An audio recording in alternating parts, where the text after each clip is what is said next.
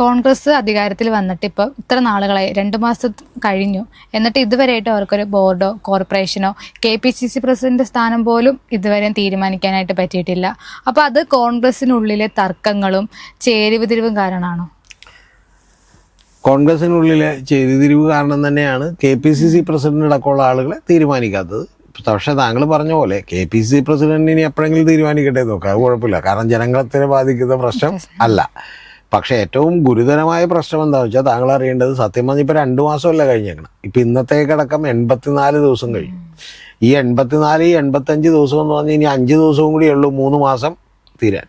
ഈ 3 മാസത്തിനിടക്ക് താങ്കൾ അറിയേണ്ടത് വളരെ വൈകിയാണ് മന്ത്രിമാരുടെ പേഴ്സണൽ സ്റ്റാഫിനെ പോലും നിയമിച്ചത്.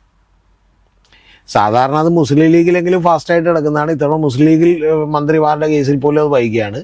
ഈ കഴിഞ്ഞ ഒരു 1-2 ആഴ്ച മുമ്പ് വരെ 2 മന്ത്രിമാർക്ക് പേഴ്സണൽ സെക്രട്ടറി ഉണ്ടായിരുന്നു, പ്രൈവറ്റ് സെക്രട്ടറി ഉണ്ടായിരുന്നില്ല. അപ്പം എങ്ങനെ ഒരു ഭരണം മുന്നോട്ട് കൊണ്ടുപോകുമെന്ന് പറയുന്ന വലിയ ചോദ്യം ഉണ്ട്. ഇതൊരു കാര്യം. ഇനി രണ്ടാമത്തെ കാര്യം, ഭരണതലത്തിൽ ഇപ്പം K. ബിജു എന്ന് പറയുന്ന IAS കാരനാണ് റവന്യൂ സെക്രട്ടറിയുടെ ചുമതല കൊടുത്തേക്കുന്നത്. റവന്യൂ സെക്രട്ടറിയുടെ ഈ റവന്യൂ സെക്രട്ടറിയുടെ ചുമതല കൊടുത്തേക്കണമെന്ന് പറഞ്ഞാൽ താങ്കൾ ഒരു കാര്യം മനസ്സിലാക്കണം. പുള്ളിക്ക് വേറെ 3 സെക്രട്ടറി, ഒന്ന് ജനറൽ അഡ്മിനിസ്ട്രേഷൻ എന്ന് പറഞ്ഞാൽ വലിയ വകുപ്പാണ്, പൊതുഭരണം, അതിൻ്റെ സെക്രട്ടറിയാണ് പുള്ളി. ഓക്കെ. പിന്നെന്തോ കശുവണ്ടി വികസന കോർപ്പറേഷൻ്റെ സെക്രട്ടറിയാണ്. പിന്നെ വേറൊരു വകുപ്പിൻ്റെ കൂടി പുള്ളി സെക്രട്ടറിയാണ്. ഇങ്ങനെ 3 വകുപ്പിൻ്റെ സെക്രട്ടറി കൂടാതെ, അത് എള്ളപ്പോഴാണ് നിങ്ങൾ അറിയേണ്ടത്, അത് കൂടാതെ എന്ത് ചെയ്തേക്കണത്, ഈ ഒരു റവന്യൂ വകുപ്പിൻ്റെ സെക്രട്ടറി കൊടുത്തേക്കണം. എന്ന് പറഞ്ഞാൽ നിങ്ങൾ അറിയേണ്ടത്, ഒരു കാരണവശാലും ഇദ്ദേഹത്തിന് കൃത്യമായിട്ട് ഭരിക്കാൻ പറ്റില്ല. അതായത് വനം വകുപ്പ് സെക്രട്ടറി കൂടിയാണ് പുള്ളി. അതായത് വനം വകുപ്പ്, പൊതുഭരണ വകുപ്പ്, കശുവണ്ടി വികസന കോർപ്പറേഷൻ, ഇതിൻ്റെ 3 സെക്രട്ടറി. ഇതിൻ്റെ 3 എത്ര ഫയൽ വരുമെന്ന് അറിയും? ഇപ്പം താങ്കൾക്ക് ഇത് കേൾക്കുമ്പോൾ ആവശ്യം തോന്നില്ല, പ്രേക്ഷകനും തോന്നില്ല. ഇതിൻ്റെ എത്ര ഫയൽ വരുമെന്ന് അറിയും? ഈ പൊതുഭരണ വകുപ്പിൽ നിന്ന് തന്നെ മിനിമം ഒരു 100, 150, 200, 500 ഫയൽ പെർ ഡേ വരും. ഒരു 500 ഫയൽ ഒരു മനുഷ്യൻ ഒരു ദിവസം നോക്കാൻ പറ്റുമോ? ഇല്ല. വനം വകുപ്പിൻ്റെ വരുമെന്ന് വിചാരിക്കും ഒരു 10-100 ഫയലെങ്കിലും. ഓക്കെ. ഇതും കൂടാതെ ഞാൻ പറയണത്, ഈ പ്രളയം അതുപോലെ ഇത്തരം പ്രശ്നങ്ങളൊക്കെ കിടക്കുമ്പോൾ റവന്യൂ വകുപ്പിൻ്റെ വേറൊരു 500 ഫയൽ വരുമെന്ന് വിചാരിക്കും. 1000 ഫയലൊക്കെ വരെ വരാമെന്നാണ് അറിവുള്ളവരൊക്കെ പറയണത്. ഞാൻ ചില ഉദ്യോഗസ്ഥന്മാരോട് സംബന്ധിച്ച അവരാണ് എൻ്റെ പൊന്നു സാറേ, ചിലപ്പോൾ 600 മുതൽ 1000 വരെ ഫയലൊക്കെ വരാമെന്നാണ് അവരെൻ്റെ അടുത്ത് എന്ത് ചെയ്ത് പറഞ്ഞു. അപ്പോൾ ഞാൻ പറഞ്ഞു പോട്ടെ, ഒരു 500 ഫയൽ വരുന്നത്. ഇങ്ങനെ വന്നാൽ തന്നെ എത്ര 1000, 1500 ഫയൽ പെർ ഡേ വരും. പോട്ടെ, നമ്മളൊരു 500 ഫയൽ വരുമെന്നായിരിക്കും. ഒരാൾക്ക് എത്ര ഫയൽ ടോട്ടലി നോക്കാൻ പറ്റും? കൂടി ഒന്നൊരു 50, 100, 150 ഫയലല്ലേ എന്ത് ചെയ്യാൻ പറ്റുള്ളൂ? ഒരാൾ 18 മണിക്കൂർ പണിയെടുത്താൽ പോലും അത്രേ പറ്റത്തുള്ളൂ, നോക്കാൻ പറ്റുള്ളൂ. ഇത് എന്ത് ചെയ്യുമെന്ന് ഈ പറയണം. അപ്പം ഇത്തരത്തിൽ ഒരാളുകളെ പോലും കൃത്യമായിട്ട് ഇവരെന്ത് ചെയ്തിട്ടില്ല, നിയമിച്ചിട്ടില്ല. ഇപ്പം അഞ്ജന IAS മറ്റേ ദുരന്ത നിവാരണ അതോറിറ്റിയുടെ സെക്രട്ടറി എന്ന് പറയുന്ന ചുമതല കൂടുതലായിട്ട് കൊടുത്തേക്കാണ്. അതും പുള്ളിക്കാരി ടൂറിസം വകുപ്പിൻ്റെ സെക്രട്ടറിയാണ്. അപ്പം ഇങ്ങനെ ഒരു ഗവൺമെൻറ് തലത്തിൽ തന്നെ കൃത്യമായിട്ടുള്ള ഒരു ഓർഡറിലേക്ക് ഇപ്പോഴും ഈ ഗവൺമെൻറ് വന്നിട്ടില്ല. ഇതവിടെ നിൽക്കുമ്പോഴാണ് താങ്കൾ പറയുന്നത് ബോർഡ് കോർപ്പറേഷനുകളൊക്കെ എന്ത് ചെയ്യാത്തത്. പിന്നെ കോൺഗ്രസിനകത്ത് അങ്ങനെ ബോർഡ് കോർപ്പറേഷനൊന്നും പെട്ടെന്ന് എന്ത് ചെയ്യാൻ പറ്റില്ല, കൊടുക്കാൻ പറ്റില്ല. പക്ഷെ കോൺഗ്രസിൻ്റെ കാര്യം അവിടെ നിൽക്കട്ടെ. ഞാൻ പറയണത് ഇതിപ്പോൾ മുസ്ലിം ലീഗിനും അതുപോലെ മറ്റേ ജോസഫ് ഗ്രൂപ്പിനും ഇവർക്കൊക്കെ കൊടുക്കണം. അതെങ്കിലും കൊടുക്ക്. മുസ്ലിം ലീഗ് 2 ക്യാബിനറ്റ് ഇപ്പൊ ചോദിച്ചു കഴിഞ്ഞു. അല്ല, ഞാൻ പറയണത് അവർക്ക് കോർപ്പറേഷൻ പദവികളും മറ്റേ ബാക്കിയുള്ളതും ഒക്കെ എന്ത് ചെയ്ത് കൊടുക്ക്. അത് കൊടുത്തിട്ടുണ്ട്, അതൊന്നും ചർച്ചയായിട്ടില്ല. ഇപ്പം നേരത്തെ VS അച്യുതാനന്ദൻ വഹിച്ചിരുന്ന സ്ഥാനം അത് MK മുനീറിന് കൊടുക്കാൻ വേണ്ടി മുസ്ലിം ലീഗ് ചോദിച്ചുകൊണ്ടിരിക്കുകയാണ്, താങ്കൾ പറഞ്ഞ ക്യാബിനറ്റ് സ്ഥാനം. അപ്പം അത്തരം കാര്യങ്ങളൊക്കെ തന്നെ ഒരു കാര്യത്തിലും ഈ UDFന്റെ കാര്യത്തിൽ ഒരു തീരുമാനം ഉണ്ടായിട്ടില്ല. യഥാർത്ഥത്തിൽ ഗവൺമെൻറ് ലീഡർമാരെയും കുറേ വക്കീലന്മാരെയും AG ഒക്കെ അപ്പോയിന്റ് ചെയ്തു എന്നുള്ളത് കറക്റ്റാണ്. അതെന്ന് പറഞ്ഞാൽ VD സതീശൻ എടുത്ത തീരുമാനത്തിൻ്റെ അടിസ്ഥാനത്തിൽ അപ്പോയിന്റ് ചെയ്തേക്കുന്നതാണ്. മനസ്സിലായി? കാരണം നിയമവകുപ്പ് അദ്ദേഹത്തിൻ്റെ കയ്യിലാണ്, ധനവകുപ്പ് അദ്ദേഹത്തിൻ്റെ കയ്യിലാണ്, അതുപോലെ ബാക്കിയുള്ള നിരവധി വകുപ്പുകൾ 35ഓളം വകുപ്പുകൾ വേറെ, 32ഓളം വകുപ്പുകൾ വേറെ ഉണ്ട്. അപ്പോൾ അതൊക്കെ പുള്ളിയുടെ കയ്യിലാണ്. 39 വകുപ്പുണ്ട്. അപ്പോൾ ആ വകുപ്പുകൾ പുള്ളിയുടെ കയ്യിൽ, പുള്ളി തീരുമാനം എടുക്കുന്നുണ്ട്. പക്ഷെ അതല്ലാതെ ഇവർ തമ്മിൽ ആലോചിച്ച് തീരുമാനമെടുക്കേണ്ട ഒരു കാര്യത്തിലും തീരുമാനം ആയിട്ടില്ല. ശരിക്കും പറഞ്ഞാൽ ഒന്ന് ആലോചിച്ച് നോക്കുക. ഇപ്പം ആകെ ഭരിക്കാൻ കിട്ടുന്ന 5 കൊല്ലമാണ്. 5 കൊല്ലത്തിനിടക്ക് കശുവണ്ടി വികസന കോർപ്പറേഷൻ, അതുപോലെ നമ്മുടെ ഈ KTDC ടൂറിസം ഡെവലപ്മെൻറ്റ് കോർപ്പറേഷൻ, ഇങ്ങനെ 100 കണക്കിന് കോർപ്പറേഷനുകളും അതുപോലെ ഇതുപോലെ അതിലേക്ക് 100 കണക്കിന് മെമ്പർമാരെ എടുത്തു നോക്കേണ്ട ആവശ്യമുണ്ട്. മനസ്സിലായി? ദേവസ്വം ബോർഡുകൾ പുനഃസംഘടിപ്പിക്കേണ്ട ആവശ്യമുണ്ട്. ഇത്തരം കാര്യങ്ങളൊക്കെ ചെയ്താലല്ലേ ഒരു ടോട്ടാലിറ്റിയിൽ ഒരു ഗവൺമെന്റ് വർക്ക് ചെയ്യാൻ പറ്റുള്ളൂ. അത് നടന്നിട്ടില്ല എന്ന് പറഞ്ഞാൽ ഇവർ അലസമായിട്ടാണ് ഇതിനെ കാണുന്നത്. പ്ലസ് ഇവരുടെ ഉള്ളിലുള്ള തമ്മിലടിയും ഒരു ബോർഡിന്റെ കോർപ്പറേഷന്റെ സ്ഥാനത്തിന് വേണ്ടി ബാംബു കോർപ്പറേഷൻ മുതൽ ഈ പറയുന്ന ഔഷധിയുടെ ചെയർമാൻ മുതൽ മറ്റേ ഖാദി ബോർഡിന്റെ വൈസ് ചെയർമാൻ മുതൽ ഇങ്ങനെ എല്ലാത്തിനും എന്തുണ്ട് ഏറ്റവും കുറഞ്ഞത് 10 പേര് വീതം മത്സരിച്ചുകൊണ്ടിരിക്കുന്നത്. അപ്പൊ ഇടിയോടിടിയാണ് ഈ നടക്കുന്നത്. ഇത് നമ്മളെ, അതായത് ഞാൻ പറയുന്നത് ഇത് നിസ്സാരമായ കാര്യമല്ല. ഇത് യഥാർത്ഥത്തിൽ ഇപ്പൊ ഈ പറയുന്ന ഇപ്പൊ ഭരണത്തിലുണ്ടായിട്ടുള്ള എല്ലാ പാളിച്ചകൾ, ഇപ്പൊ ഉദാഹരണത്തിന് ഇപ്പൊ ഈ കടലിൽ വള്ളം മുങ്ങി കാണാതായ ആളുകളെ കാണാൻ വേണ്ടി ചെല്ലുമ്പോൾ പറയുന്നത് എന്താ, ഞങ്ങൾക്ക് തെരച്ചിലെടുത്താൽ ഡീസൽ ഇല്ലെന്ന് പറയുന്നത്. ഒന്ന് ആലോചിച്ച് നോക്ക്. അപ്പൊ അത്തരം കാര്യങ്ങളൊക്കെ തന്നെ ഇത് ചെയ്യാത്തതിന്റെ ഏറ്റവും പ്രധാനപ്പെട്ട കാര്യം എന്ന് പറഞ്ഞാൽ ഇത്തരത്തിൽ കൃത്യമായി എല്ലാ സ്ഥലങ്ങളിലും വളരെ കൃത്യമായി ഉദ്യോഗസ്ഥരെ പോലും നിയമിച്ചിട്ടില്ല. അപ്പൊ ഉദ്യോഗസ്ഥരെ നിയമിച്ചിട്ടില്ല, മന്ത്രിമാർക്ക് സ്റ്റാഫ് ഉണ്ടായിരുന്നില്ല, സ്റ്റാഫിനെ ഒപ്പുവെക്കേണ്ട ഫയലിൽ VD സൈസിന് ഒപ്പുവെച്ചിട്ടുണ്ടായില്ല. അപ്പൊ ഇങ്ങനെ നിരവധി പ്രശ്നങ്ങൾ സംസ്ഥാനം നേരിടുന്നതിനിടക്കാണ് നേരത്തെ പറഞ്ഞ ബോർഡുകൾ, സ്ഥാപനങ്ങൾ ഇതിലൊന്നും നടക്കാതെ. ഇപ്പൊ ഉദാഹരണത്തിന് KTDC ഒന്ന് ആലോചിച്ച് നോക്കുക, അത് ഫംഗ്ഷൻ ചെയ്തുകൊണ്ടിരിക്കുകയാണ്. KTDCയുടെ മാസ്കറ്റ് ഹോട്ടലടക്കം ഇപ്പൊ നിരവധി ഹോട്ടലുകളിലടക്കം എല്ലാം ഫംഗ്ഷൻ ചെയ്തുകൊണ്ട് ആരെങ്കിലും അത് ലീഡ് ചെയ്യാൻ വേണ്ടേ? അതുപോലെ കശുവണ്ടി വികസന കോർപ്പറേഷൻ ആരെങ്കിലും ലീഡ് ചെയ്യാൻ വേണ്ടേ? ബാംബു വികസന കോർപ്പറേഷൻ ലീഡ് ചെയ്യാൻ വേണ്ടേ? ഔഷധി വേണ്ടേ?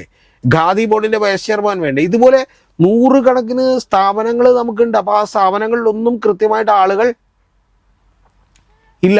പിന്നെ ചില മെമ്പർമാർ, ഇപ്പൊ ചലച്ചിത്ര വികസന കോർപ്പറേഷൻ, അങ്ങനെ നിരവധി സ്ഥാപനങ്ങൾ, ഞാനിപ്പോൾ പേര് പറയുന്നില്ല. അപ്പൊ അത്തരത്തിൽ ഒരു സ്ഥലത്തേക്കും ആളെ വെച്ചിട്ടില്ല. എന്താന്ന് വെച്ചിട്ടുണ്ടെങ്കിൽ ഒന്നാമത്തെ സത്യം പറഞ്ഞാൽ താങ്കൾ അറിയുന്നത് നേരത്തേക്കത്തെ തിരുവനന്തപുരത്ത് പോകുമ്പോൾ റൂം കിട്ടാനൊന്നും വലിയ ബുദ്ധിമുട്ടില്ല.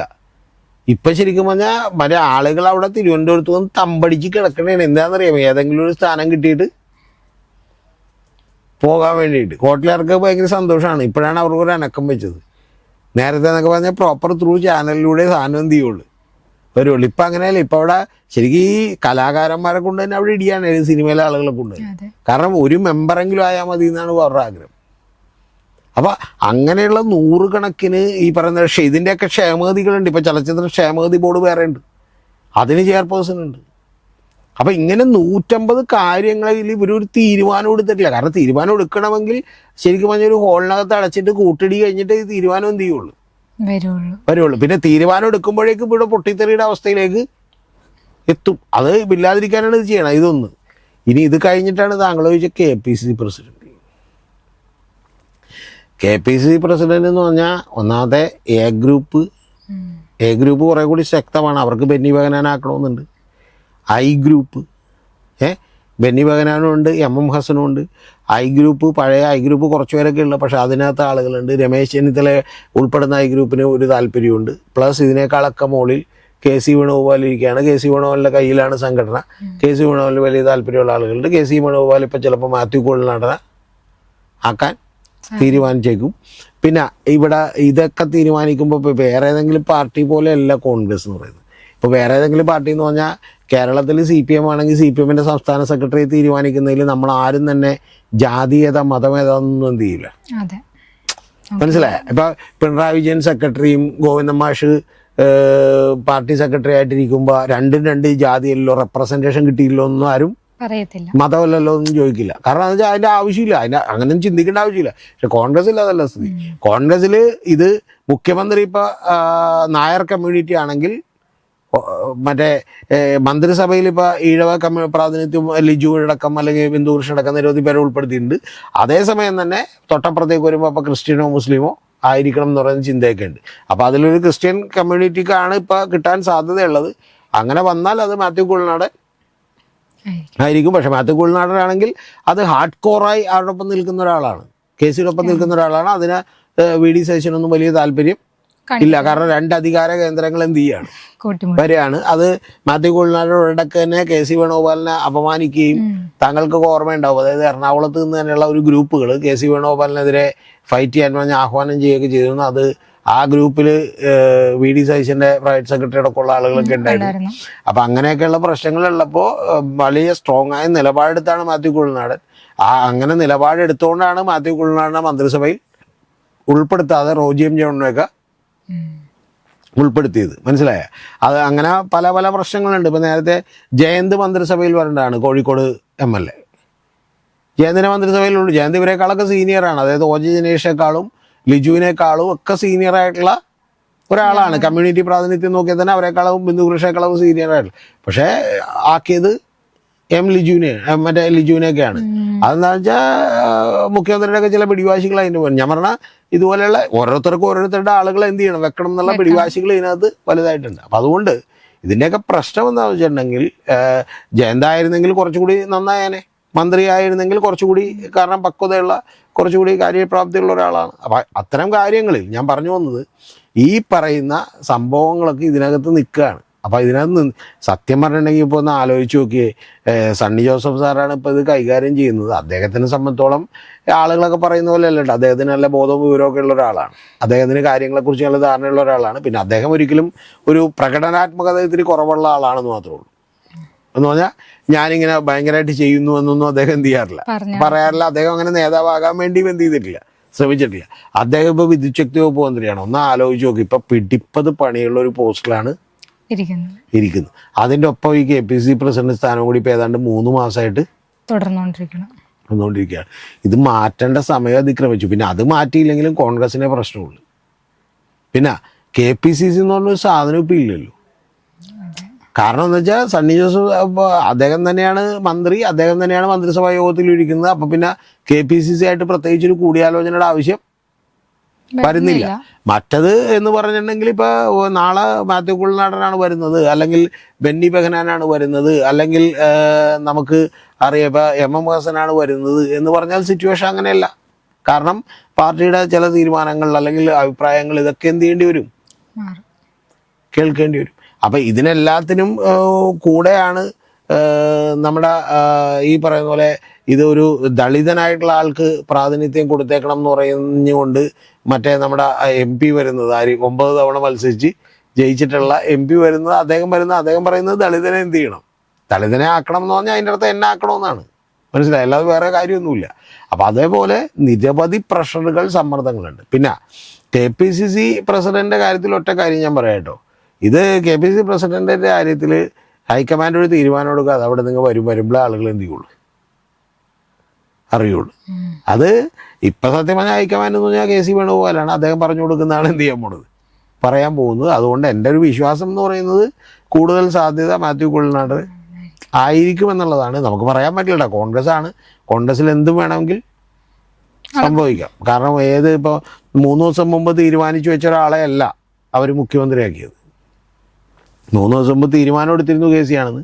പക്ഷേ KCനെ ഏറ്റവും ഒടുവിൽ 3 ദിവസത്തിനിടക്കുണ്ടായ ചില സംഭവവികാസങ്ങളും ചില പ്രത്യേക പ്രശ്നങ്ങളും കൊണ്ടിട്ടാണ് എന്ത് ചെയ്തത്, മാറ്റി VD സതീശനായത്. അപ്പം അതുകൊണ്ട് കോൺഗ്രസ്സാണ് പാർട്ടി എന്ന് പറയുന്നത്. ചിലപ്പോൾ പ്രഖ്യാപിക്കുന്നതിന് 2 മിനിറ്റ് മുമ്പ് വരെ പോലും എന്തും സംഭവിക്കാം. അപ്പം അതുകൊണ്ട് നമുക്ക് ഒന്നും പറയാൻ പറ്റില്ല. പക്ഷേ ഞാൻ പറയുന്നത് KPCC ഒക്കെ അവരുടെ കാര്യം, അത് കുഴപ്പമില്ല. പക്ഷേ ഈ ബോർഡും കോർപ്പറേഷനും ഈ ആളുകളെ അപ്പോയിന്റ് ചെയ്യലും ഏറ്റവും കുറഞ്ഞ പക്ഷം IAS ഉദ്യോഗസ്ഥരുടെയും IPS ഉദ്യോഗസ്ഥരുടെയൊക്കെ പ്രോപ്പറായിട്ടുള്ള ഡിപ്ലോയ്മെൻറ്റും ഒക്കെ കൃത്യമായിട്ട് നടന്നില്ലെങ്കിൽ വലിയ പ്രശ്നം സംഭവിക്കും. മനസ്സിലായി? ഇപ്പം ഏതാണ്ട് അത് നടന്നേക്കണത് എനിക്ക് തോന്നുന്നത് ആഭ്യന്തര വകുപ്പിൽ മാത്രമേ ഉള്ളൂ. ആഭ്യന്തര വകുപ്പിൽ ഇപ്പോൾ ലോ ആൻഡ് ഓർഡറുടെ DGP ആയിട്ട് P വിജയനും അതുപോലെയുള്ള ആളുകളൊക്കെ വന്നതുകൊണ്ട് ഏതാണ്ട് കാര്യങ്ങൾ വലിയ കുഴപ്പമില്ലാതെ, താരതമ്യേന കുഴപ്പമില്ലാതെ പോകുന്നുണ്ട്. അതേസമയം മറ്റ് സത്യം പറഞ്ഞിട്ടുണ്ടെങ്കിൽ റവന്യൂയിലോ അല്ലെങ്കിൽ പൊതുഭരണത്തിലോ മറ്റ് വനം വകുപ്പിലോ ബാക്കിയുള്ള കാര്യങ്ങളിലോ അങ്ങനെയല്ല. They are overloaded. നിങ്ങൾക്കറിയാൻ പാടില്ലാഞ്ഞിട്ടാണ്. ഇപ്പോൾ ശരിക്കും പറഞ്ഞാൽ പണ്ട് താങ്കളൊക്കെ ഓർക്കുന്നുണ്ടെന്ന് അറിയില്ല, ഈ കേരളത്തിലൊരു എറണാകുളം ജില്ലയിലൊരു CI നാടുവിട്ടു പോയായിരുന്നു. എന്നിട്ട് പുള്ളി ഒരു ഫേസ്ബുക്ക് പോസ്റ്റ് ഇട്ട്, മനസ്സ് കൈവിട്ട് പോകുമെന്നായപ്പോൾ ഒരു യാത്ര പോയതാണെന്ന് പറഞ്ഞ് പുള്ളീനെ കണ്ടെത്തി തിരികെ കൊണ്ടുവന്ന രംഗമൊക്കെ ഉണ്ട്. അതായത് അത്ര സമ്മർദ്ദം ജോലിയിൽ ഉണ്ടായിട്ടാണ്, നമ്മൾ ചിന്തിക്കുന്ന പോലെയല്ല. സത്യത്തിൽ ഇപ്പം എൻ്റെ സംശയം എന്ന് പറയുന്നത് ഈ K ബിജുവൊക്കെ വല്ല നാടുവിട്ട് പോകാന്നുള്ളതാണ് IAS ഉദ്യോഗസ്ഥർ. കാരണം 4 ഡിപ്പാർട്ട്മെൻറ്റ്, ആ 4 ഡിപ്പാർട്ട്മെൻറ്റ് സെക്രട്ടറി എന്ന് പറഞ്ഞാൽ താങ്കൾ ഉദ്ദേശിക്കുന്ന പ്രഷറല്ല. ഒരു കാര്യം ചെയ്യാൻ പറ്റില്ല. കാരണം ഓരോ ഡിപ്പാർട്ട്മെൻറ്റിലും എന്ത് ചെയ്യണം ഒന്ന് ആലോചിച്ച് നോക്കും. വനം വകുപ്പ്, അതുപോലെ പൊതുഭരണ വകുപ്പ്, കശുവണ്ടി വികസന വകുപ്പ്, പ്ലസ് റവന്യൂ വകുപ്പ്. ഈ റവന്യൂ വകുപ്പ് എന്നൊക്കെ ഒരാളൊറ്റക്കും അത് മാത്രം കൊടുത്താൽ ചെയ്യാൻ പറ്റുന്നതിനേക്കാൾ കൂടുതൽ ജോലി ഈ സമയത്ത് ഉണ്ട്. പിന്നെ ഒരു ഫയൽ എന്ന് പറഞ്ഞാൽ വെറുതെ ഒരു സെക്കൻഡ് കൊണ്ട് നോക്കിയിട്ടൊന്നും ഒപ്പിടാൻ പറ്റില്ലല്ലോ. അതിൻ്റെ വിശദാംശങ്ങളിൽ ഒപ്പിട്ട് ഏറ്റവും ഫൈനൽ തീരുമാനമെടുക്കേണ്ടത് മന്ത്രിയാണെന്ന് പറയുമെങ്കിലും 100-ൽ 90 ഫയലിലും തീരുമാനം എടുക്കേണ്ടത് ആരാണ്?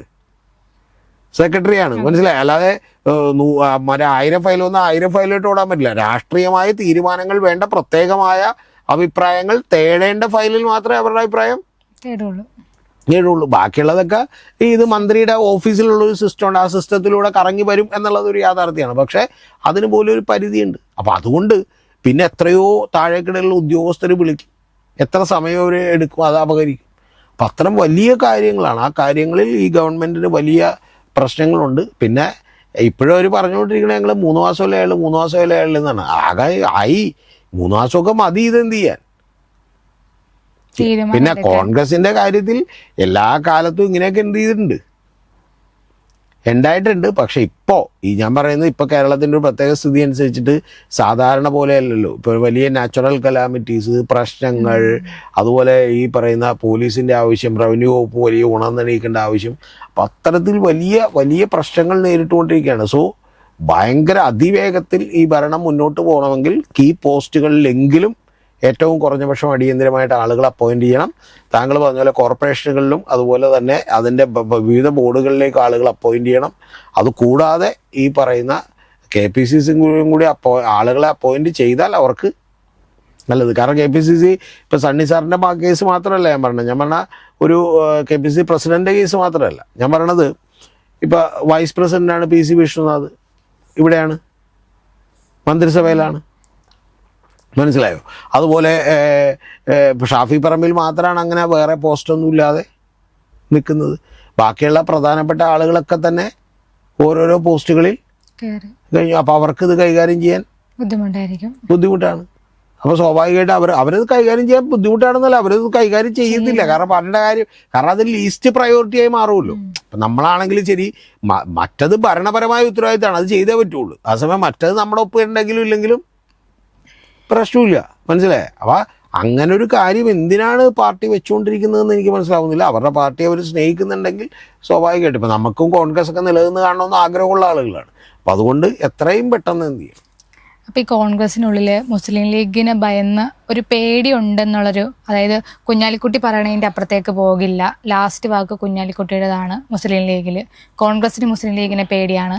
ആ ഒരു അല്ല, അങ്ങനെ ചെറിയ സമ്മർദ്ദങ്ങളും പേടികളും ഒക്കെ ഉണ്ട്. അതുകൊണ്ടാണല്ലോ VD സതീശൻ ബുക്ക് ചെയ്യുന്നത്. അല്ലാതെ VD സതീശന് സപ്പോർട്ട് ഉണ്ടായത് ആകെ ആരുടെ ഭാഗത്തു നിന്നാണ്? പാർലമെൻ്ററി പാർട്ടിയിൽ സപ്പോർട്ട് ഉണ്ടായില്ല. MLA-മാരിൽ 2 അക്കം കിടക്കുന്ന നമ്പർ അദ്ദേഹത്തെ സപ്പോർട്ട് ചെയ്തിരുന്നില്ല.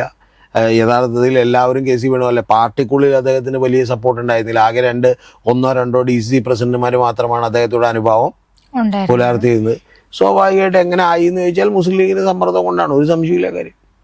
അപ്പോൾ മുസ്ലിം ലീഗ് പക്ഷേ UDF-നകത്തെ വലിയ വീറ്റോ പവറുള്ള ഒരു സംവിധാനമാണ്. അത് ഇല്ലെന്നൊന്നും പറഞ്ഞിട്ട് കാര്യമില്ല. കാരണം അത് അങ്ങനെ സംവിധാനമാകാൻ കാരണം യഥാർത്ഥത്തിൽ എന്താ കാര്യം എന്ന് വെച്ചിട്ടുണ്ടെങ്കിൽ ഇതിനകത്തുള്ള അടികൂടിയാണ്. ഇതിനകത്ത് സ്പ്ലിറ്റായി നിൽക്കുമ്പോൾ മുസ്ലിം ലീഗ് ഒരാളെ സപ്പോർട്ട് ചെയ്യുന്നു എന്ന് പറഞ്ഞാൽ അതൊരു വലിയ ബലം ആണ്. അതുകൊണ്ട് അതെല്ലാം ഇപ്പോഴും ഉണ്ട്.